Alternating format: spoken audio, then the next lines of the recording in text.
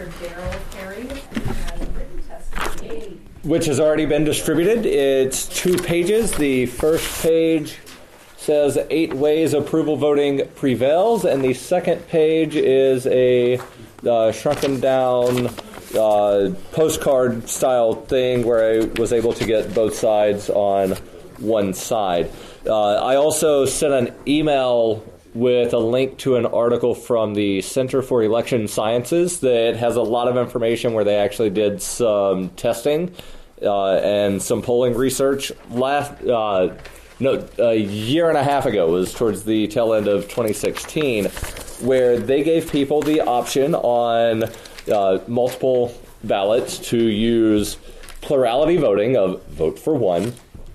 And they also gave people the option for approval voting. And what they found was that 81% of the people, when given the option to vote for as many candidates as you wish, 81% in a 4-way race voted for a single candidate.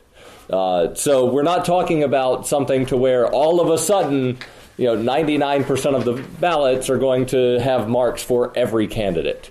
In fact, they found it was less than 1% that marked a ballot for all 4 candidates.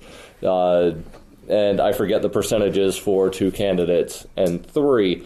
But again, the easiest way to think of this is it eliminates that overvote problem, to where if somebody does wind up either accidentally or intentionally marking for 2 candidates in a single member race, that vote gets counted for both of those candidates. It's not considered an overvote ballot that then gets discarded.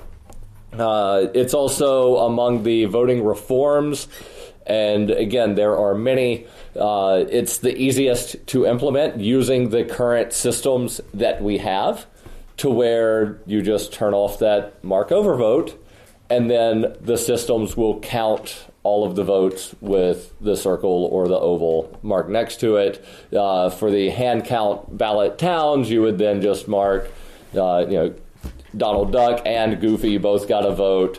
Nobody voted for Mickey Mouse on this ballot. So again, very easy to implement, very easy to understand. And on the handout, 8 ways approval voting prevails, they do have something that could be considered kind of a sample ballot where they have slightly different instructions. And the previous speaker did mention needing the different instructions. The wording here is vote for 1 or more candidates. The candidate with the most votes wins.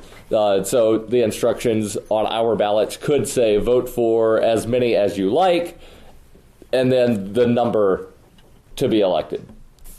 And to attempt to answer the question of the one man, one vote, that argument could also be made, and in some cases has been successfully made, to oppose the concept of multi-member districts, to where, well, you're voting for 2 people and somebody else is only voting for 1, or somebody else is voting for 3. So you have more state representatives than somebody else, so that violates the one man, one vote, when, again, as Representative Dyer said, your vote is the entirety of the ballot, and you're voting whether or not you approve or you don't approve of specific candidates. And if we look back at the 2016 presidential election, to where, there's the public opinion polls of what do you think of candidate X? Do you approve or disapprove? There were certain candidates that wound up not having high approval ratings that wound up winning primaries, whereas people that had much higher approval ratings did not win the primaries. And with that, I will answer any questions. Thank you, Mr. Perry. Questions from committee members? Seeing none, thank you for your testimony.